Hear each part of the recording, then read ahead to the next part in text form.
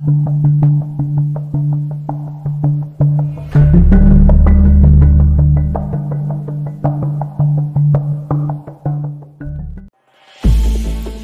जाकर टिकट बाबू से मालूमात हासिल की। मालूम हुआ कि श्रीनगर से एक गाड़ी हमें अधोबी जंक्शन पहुंचा देगी।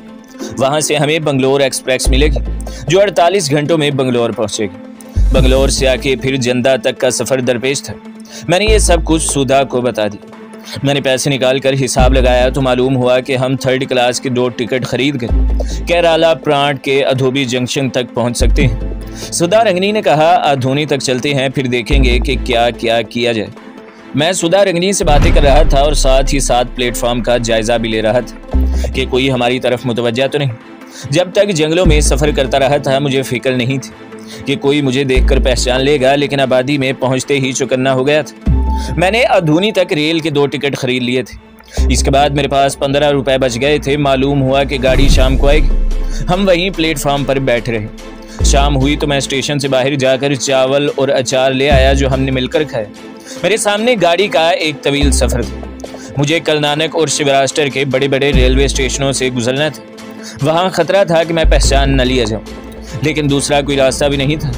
मेरी मंजिल राजस्थान की सरहद थी। वहाँ तक पहुँचने के लिए कर्नाटक और शिवराष्ट्र के सूबों से गुजरना ही पड़ता था। जो बात मुझे सबसे ज़्यादा परेशान कर रही थी वो ये थी कि अधोनी तक उतरने के बाद बंगलोर जाने के लिए टिकट कहाँ से खरीदेंगे। दूर से रेल के इंजन की सीटी सुनाई दी। मैंने रेल की पटरी की तरफ निगाह दौड़ाई। दूर रेल के इंजन की रोशनी आहिस्ता आहिस्ता करीब आ रही थी। वो मुख्तसर सी बोगियों वाली एक पैसेंजर ट्रेन थी। इसका इंजन छक छक करता प्लेटफॉर्म पर आकर रुक गया। थोड़े से मुसाफिर थे। ट्रेन में काफ़ी जगह थी। हम एक डब्बे में सवार हो गए। थोड़ी देर ठहरने के बाद ट्रेन रवाना हो गई। ट्रेन सारी रात चलती रही। दूसरे रोज़ सुबह अधोबी जंक्शन पर पहुँच गई। वो एक निस्बतन बड़ा स्टेशन था। हम स्टेशन से बाहर आ गए और एक झोंपड़ी से चावल खरीद कर खाए। फिर स्टेशन की इमारत से ज़रा दूर नारियल के दरख्तों के एक झुंड में बैठकर सोचने लगे कि आगे सफ़र का किराया कहाँ से आएगा। सुधा कहने लगी, मैं अपने सांप बेटे का तमाशा दिखाकर पैसे जमा कर लूँगी। ये आइडिया तो अच्छा था, लेकिन इसमें ज़्यादा रकम जमा होने की तवक्को नहीं थी। बंगलोर तक हमें रेलवे किराए और सफरी अखराजात मिलाकर कुल 150 रुपयों की ज़रूरत थी। सुधा रंगनी भी सोच में पड़ गई थी, क्योंकि सांप का तमाशा दिखाकर इतनी रकम जमा नहीं हो सकती थी। फिर वो मेरी तरफ देखकर बोली, चलो कस्बे में चलते हैं, वहाँ ज़रूर कोई नाग मंदिर होगा। मैं वहाँ अपने सांप की पूजा करवा के इतनी रकम जमा कर ही लूँ। ये एक बड़ा कस्बा था। मैंने स्टेशन पर और स्टेशन से बाहर पुलिस वाले देखे थे। चुनाचा मैं सुधा के साथ कस्बे में जाने का खतरा मोल नहीं ले सकता था। मैंने पाँव में दर्द का बहाना बनाते हुए, तुम अकेली ही चली जाओ, मैं यहाँ तुम्हारा इंतजार करूँगा। सुधा रंगनी ने नाराज़गी से मुझे देखा और कस्बे की तरफ चल पड़ी। इसके जाने के बाद मैं दरख्तों के पीछे इस तरह टेक लगाकर बैठ गया कि स्टेशन की तरफ से आने वाले की नज़र मुझ पर नहीं पड़ सकती थी। बंगलोर एक्सप्रेस रायपुर शहर की जानिब से वहाँ दिन के 1:15 बजे पहुँचती थी। सुधा रंगनी को गए जब 1.5 घंटा गुजर गया तो मुझे तशवीश हुई, कहीं वो किसी मुश्किल में ना फंस गई, कहीं किसी ने इसके पास लाल देखकर इसे अगवा न कर लिया हो। मेरे दिल में तरह तरह के वसवसे पैदा होने लगे। 1.25 घंटे बाद सुधा रंगनी मुझे रेलवे फाटक की तरफ से आती दिखाई दी। इसके हाथ में केले के पत्तों में लिपटी हुई कोई चीज़ थी। मेरे करीब पहुंचकर पत्तों का पैकेट मेरी तरफ बढ़ाते हुए बोली, लो रघु, मेरे पति देव जलेबियाँ खाओ। रुपयों का कुछ बना? मैंने बेताबी से पूछा। कैसे न बनता, नाग मंदिर में जाकर सुधा रंगनी खाली हाथ वापस नहीं आ सकती। ये देखो पूरे 220 रुपये हैं। इसने साड़ी के पल्लू से सारे नोट निकाल कर मेरे हवाले कर दिए। तुमने तो कमाल कर दिया सुधा। वो बोली, अगर मैं कुछ देर और ठहरती तो इससे भी ज़्यादा पैसे जमा हो जाते, लेकिन हमें तो बड़ौदा जाकर लाल फरोख्त करना है। अब ये पैसे मेरे लिए कोई हैसियत नहीं रखते। हम इसी वक्त रेलवे स्टेशन पर आ गए। मैंने बंगलोर सिटी के लिए 3rd क्लास के 2 टिकट खरीद लिए और प्लेटफॉर्म पर एक कोने में जाकर बैठ गई। बंगलोर एक्सप्रेस लेट थी। बहरहाल 2 बजे वो हमें लेकर रवाना हो गई। 2 दिन गुजर गए, दूसरा दिन निकल गया, फिर वो भी गुजर गया। रात आ गई। स्टेशन पर स्टेशन और शहरों पर शहर गुजरते गए। वो रात भी रेलगाड़ी में बीत गई। खुदा खुदा करके बंगलोर सिटी का स्टेशन आया। वो बहुत बड़ा रेलवे स्टेशन था। मैं वहाँ बहुत मोहतात हो गया। मैं सुधा के साथ 3rd क्लास वेटिंग रूम में जाके मुसाफिरों के पीछे बैठ गया। वहीं हमने खाना खाया। सुधा रंगनी बड़ी खुश थी, कहने लगी, मैं बंगलोर से साड़ियाँ खरीदूंगी। कीमती लाल अभी तक इसके पास था। मेरी नज़रें पुलिस या CID वालों को तलाश कर रही थी। वहाँ कोई पुलिस वाला तो नहीं था, लेकिन CID वाला कहीं भी किसी भी लिबास में मौजूद हो सकता था। मेरी तजर्बाकार निगाहें अपने अतराफ का बतौर जायजा ले रही थी। अभी तक मुझे किसी तरफ से खतरे की बू महसूस नहीं हुई थी। बंगलोर से हम फिर गाड़ी में सवार हो गए। नूर, बलोर, जोंगबाद, कोल्हापुर और सूरत से होते हुए गुजरात काठियार राड के दूसरे बड़े शहर बड़ौदा पहुंच गए। वो भी एक बड़ा रेलवे स्टेशन था।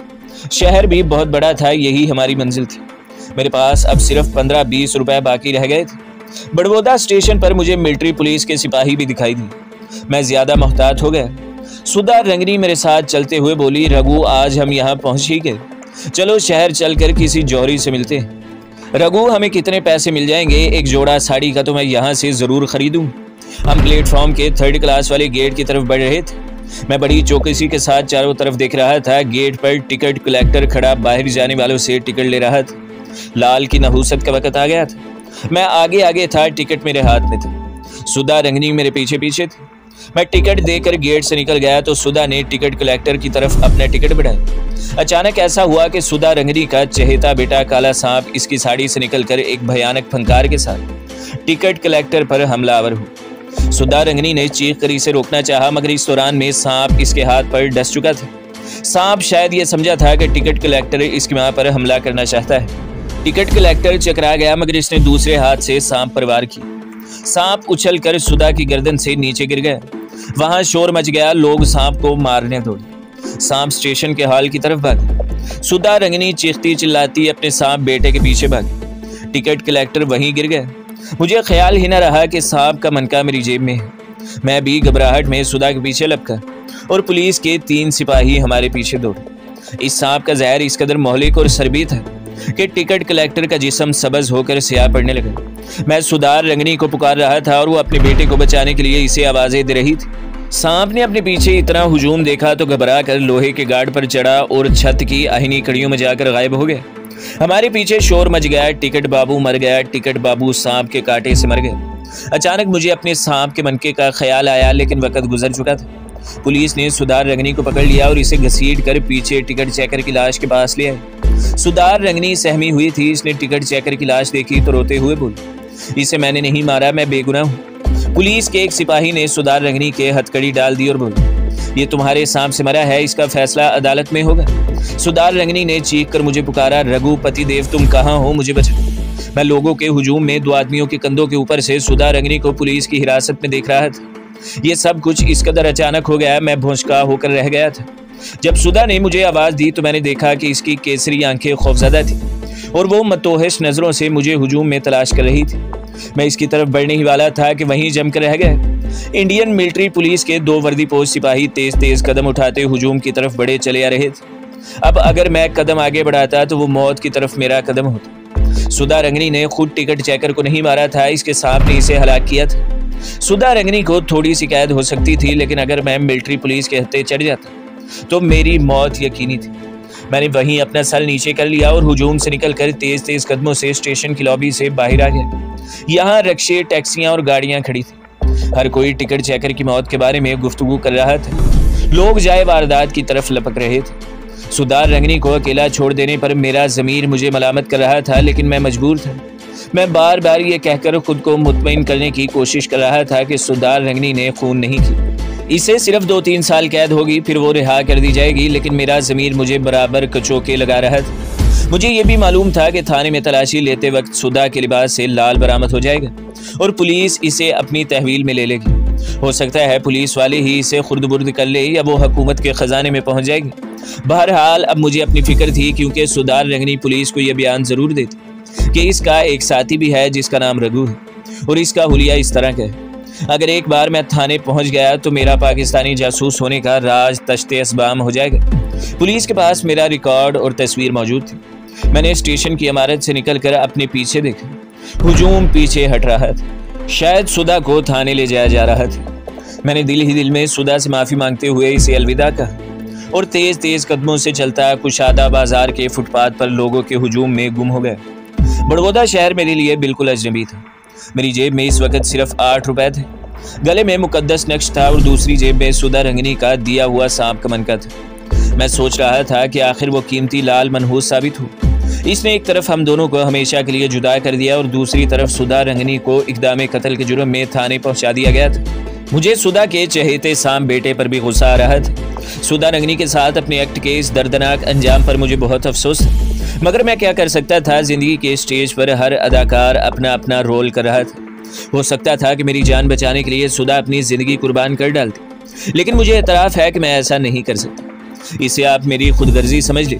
मुझे अपनी जान सुधा रंगनी से ज़्यादा प्यारी थी, या ये समझ लें कि मैं अपनी ज़िंदगी को अपने मुल्क कौम की अमानत समझ रहा था। फुटपाथ पर चलते हुए जब मैं काफ़ी दूर निकल गया तो आगे कुशादा चौक आ गया। दिन का पहला पहर था, सड़कों पर काफ़ी ट्रैफिक थी। दुकानें हर किस्म की चीज़ों से भरी हुई थी। कपड़े की दुकानें बहुत थी, कहीं कहीं शॉपिंग सेंटर भी थे। मैंने धोती और कुर्ता पहन रखा था, लेकिन मेरे लिबास की हालत बहुत खस्ता थी। मैंने बंगलोर स्टेशन के प्लेटफॉर्म पर कुर्ता धोया था, लेकिन अब वो दुश्वार गुजार जंगलों के सफ़र के बाद जगह जगह से फट चुका था। मेरे सबसे बड़े दो मसले थे, एक ये कि कहीं से कुछ रकम हासिल की जाए, दूसरा ये कि लिबास तब्दील किया जाए। लेकिन सबसे पहले मैं इस शहर को खैरबाद कहना चाहता था। कोल्हापुर के रेलवे स्टेशन पर मैंने नक्शे का जो चार्ट देखा था, इसके हिसाब से मुझे बड़ौदा से आगे अहमदाबाद जाना था। वहाँ से राजस्थान में दाखिल होकर उदयपुर पहुँचता था। उदयपुर से आगे रेगिस्तान था, फिर पाकिस्तान का बॉर्डर शुरू हो जाता था। मुझे इसी रेगिस्तान में भारत का बॉर्डर क्रॉस करके पाकिस्तान में दाखिल होना था। ये कोई इतना आसान काम न था, मगर मुझे ये काम हर कीमत पर करना था। बड़ौदा से अहमदाबाद और अहमदाबाद से उदयपुर तक रेल जाती थी। इसके बाद सहरा का सफ़र शुरू हो जाता था। बड़ौदा से अहमदाबाद तक रेल में सफ़र करना ख़तरनाक था। कम से कम मुझे यही शुबा था कि पुलिस को मेरे बारे में पता न चल गया हो। हालांकि इसका इम्कान सुधा के बयान के बाद बहुत ही कम था, फिर भी मैं अपने आप को बदतरीन हालात के मुकाबले के लिए हर घड़ी तैयार रखना चाहता था। दो बातें मेरे साथ बहुत अच्छी हुई थी। पहली बात यह कि पहाड़ों और जंगलों के सफ़र ने मेरे गोरे रंग को काफ़ी सांवला कर दिया था। दूसरी बात यह कि मुझे तामुल जुबान पर काफ़ी उबूर हासिल हो गया था, चुनाचा मैं अपने आप को बड़ी आसानी से तामुल साबित कर सकता था। इन्हीं ख्यालात में गलता चौक क्रॉस करके दूसरी सड़क पर निकल गए। यहाँ एक स्टॉप पर बस खड़ी थी। इसका रुख स्टेशन के मुखालिफ सिमत में था। मैं बगैर कुछ सोचे समझे बस में सवार हो गया। बस मुसाफिरों से भरी हुई थी और लोग बहुत बातें कर रहे थे। औरतें भी मर्दों के दरमियान बैठी हुई थी। फिर बस शोर मचाती एक तरफ रवाना हो गई। मैंने बस में दाखिल होते ही इसकी दीवार पर लगे रूट के चार्ट पर निगाह डाली तो वहाँ आखिरी स्टॉप के नुक्ते पर अंग्रेजी में टावर लिखा था। चुनाचा मैंने टावर का टिकट ले लिया जो 2 रुपए का था। टावर पहुंचकर कहाँ जाऊंगा ये मुझे मालूम न था। टावर पहुंचकर मैं बस से उतर गया। मुझे भूख सताने लगी थी। बाजार में एक जगह लंबी सी दुकान के बाहर कुछ पुरानी कारें और एक ट्रैक्टर खड़ा था। 2-3 मिस्त्री वहां काम कर रहे थे। दुकान के ऊपर गुजरात और हिंदी में गुजराती केसरबा गिराज लिखा था। मैं सीधा गिराज के मालिक के पास चला गया। वो एक अधेड़ उम्र का मोटे पेट वाला जरदरू गुजराती था जो काउंटर के पीछे ऊंची गद्दी पर बैठा किसी को फोन कर रहा था और दरमियान में नजरें उठाकर मेरी तरफ भी देख लेता था। फिर फोन बंद करके मुझसे मुखातिब हुआ, तमे कौन शेरे, क्या चाहिए बोल। मैंने करीब जाकर कहा, सेठ जी मैं तमिलनाडु का रहने वाला हूँ, यतीम हूँ, कोई संगी साथी नहीं, चाकरी की तलाश है, कोई काम मिल जाए तो बड़ी सेवा करूंगा। सेठ ने तिरछी नजरों से मुझे देखा और नफरत से हाथ झटक कर बोला, अबे चलो आगे लड़के, ये कोई धर्मशाला नहीं है। अब मैंने मुकद्दस नक्श से काम लेने का फैसला कर लिया। मैंने कलमा शरीफ पढ़कर एक निगाह अपने गले में लटके हुए नक्श पर डाली। फिर सेठ की आंखों में आंखें डालकर दिल में कहा, तुम मुझे मुलाजिम रखो। फौरन जब मैंने इससे नजरें हटाई तो सेठ की काया पलट हो चुकी थी। इसका लहजा ही बदल गया था। सर पर रखी हिंदुआना टोपी उतार कर अपने गज्जे सर पर हाथ फेरा और बोला, अरे तू घर पर काम करेगा? अब बोल। हाँ सेठ साहब, क्यों नहीं करूंगा। सेठ ने अपने किसी नौकर को आवाज दी और कहा, धनिया अबे इसे हवेली पर ले जा। सेठानी जी से कहना इसे खेत पर लगा दे। अरे जा, मेरा मुंह क्या तक रहा है। फिर वो मुझसे मुखातिब हुआ, अरे तेरा नाम क्या है? राथन, मैंने जल्दी से कहा। इस वक्त यही नाम मेरे जहन में आया था। ठीक है जा धनिया, इसे ले जा। धनिया ने मुझे एक पुरानी फटीचर सी जीप में बिठाया और सेठ की हवेली की तरफ चल दिया। सेठ की हवेली शहर के मज़ाफात में खेतों के दरमियान वाक़ई थी। मोटी जर्द रूह सेठानी ने मेरी तरफ नाक चढ़ा कर देखा। अबे धनिया, पहले क्या नौकरों की कमी थी जो इसे ले आए? चल इसे खेत पर लगा दे। खेत में पहले ही से 2 आदमी काम कर रहे थे। मैं भी इनके साथ काम करने लगा। जब भूख ने बेहाल कर दिया तो मैंने एक मजदूर से पूछा, भोजन कब मिलेगा? एक मजदूर हंसकर बोला, अबे भोजन यहाँ नहीं मिलेगा। दोपहर भी गुजर गई, फिर तीसरा पहर हो गया। मैंने कुछ नहीं खाया था। वहां पड़े घड़े में से मिट्टी के प्याले में पानी पीने बैठा ही था कि हवेली की तरफ से सेठानी की चीखने चिल्लाने की आवाजें आने लगी। सांप सांप निकाल लिया, रे दौड़ो सांप निकाल लिया। दूसरे मजदूरों के साथ मैं भी हवेली की तरफ भागा। सेठानी बुरी तरह रो रही थी। इसका 16-17 साल का लड़का किसी काम से हवेली के पिछले हिस्से में कोठरी में गया था कि इसे सांप ने डस लिया। वो लड़का तख्त पर लेटा रो रो कर कह रहा था, माता जी मुझे बचा लो, माता जी मुझे बचा लो। सांप के जहर ने असर करना शुरू कर दिया था और इस पर गनूदगी तारी होती जा रही थी। मैंने जल्दी से सुधार रंगनी का दिया हुआ स्याह मनका निकाला और पूछा, सांप ने कहाँ काटा है? बेन करती रोती पीटती माँ ने अपने लखते जिगर की पिंडली से पजामा हटाते हुए कहा, यहाँ डसा है सांप। मैंने मनका सांप के दांतों के निशान पर रख दिया और दिल में दुआ मांगने लगा, या अल्लाह इस मनके में असर डाल। मुझसे माँ का रोना नहीं देखा जाता। दोनों मजदूर, घर के नौकर और लड़के की माँ आंसू भरी निगाहों से मनके को तकने लगी। माँ तो बराबर रोए जा रही थी। वो नौकरों से बार बार कहती, अरे जा इसके पिता को बुला लो। मेरी निगाह मनके पर जमी हुई थी। फिर ये देखकर मेरा दिल खुशी से उछल पड़ा कि मनका आहिस्ता आहिस्ता फूल रहा है। सांप का मनका जहर चूस रहा था। देखते ही देखते मनका आलू बुखारे जितना हो गया, जबकि इसका असली हुजम बेर जितना था। चंद लम्हों बाद मनका जख्म से नीचे गिर गया। मैंने जल्दी से मनका उठाकर निचोड़ा तो इससे स्याह जहर टपकने लगा। लड़के ने आंखें खोल दी।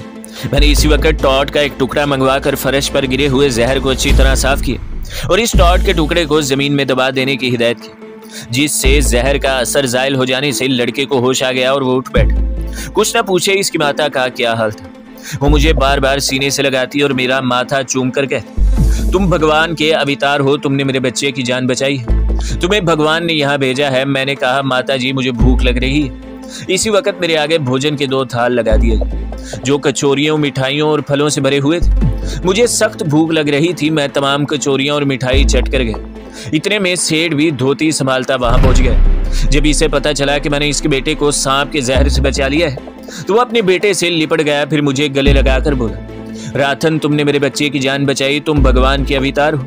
इसी वक्त मुझे गुस्ल कराया गया, नया कुर्ता पजामा पहनाया गया, बाजार से मेरे नाप का नया जूता मंगवा कर पहनाया गया, गले में फूलों के हार डाले गए और मुझे एक सफेद बिछोने पर बिठा दिया गया। इस दौरान में नौकर स्टोर रूम से सांप को निकाल कर हलाक कर चुके थे। सेठ ने कहा, बिरजू की माता, ये वही सांप है जिसने आज सुबह स्टेशन पर टिकट बाबू को डसा था। कोई नागनी औरत इस सांप को लेकर शहर में उतरी थी। हाय भगवान, तेरी कृपा से मेरे बच्चे की जान बच गई। मैं ये सब कुछ सुन रहा था। मुझे अच्छी तरह इल्म था कि वो सांप सुधा का सांप बेटा नहीं था। अगर वही सांप होता तो सबसे पहले मेरे पास आता, क्योंकि जंगल में सुधा ने इसे मेरे जिस्म की बू सुंघाई थी और सांप एक बार अगर किसी आदमी की जिस्म की बू सूंघ ले तो इसे कभी फरामोश नहीं करता। दूसरा, अगर ये वही सांप होता तो शायद मेरा मनका भी सेठ के लड़के की जान नहीं बचा सकता था। मेरा ख्याल सुधा रंगनी के सांप बेटे की तरफ निकल गया। खुदा जाने वो कहाँ होगा, सबसे पहले वो इसके पास पहुंचेगा। सुधा रंगनी का ख्याल आते ही मैं उदास हो गया। फिर मेरे ख्यालात का सिलसिला सेठ की आवाज़ ने तोड़ दिया। वो पूछ रहा था, रातन बेटा, तुमने सांप का ये मनका कहाँ से लिया? ये ज़रूर तुम्हें किसी महर्षि ने दिया होगा।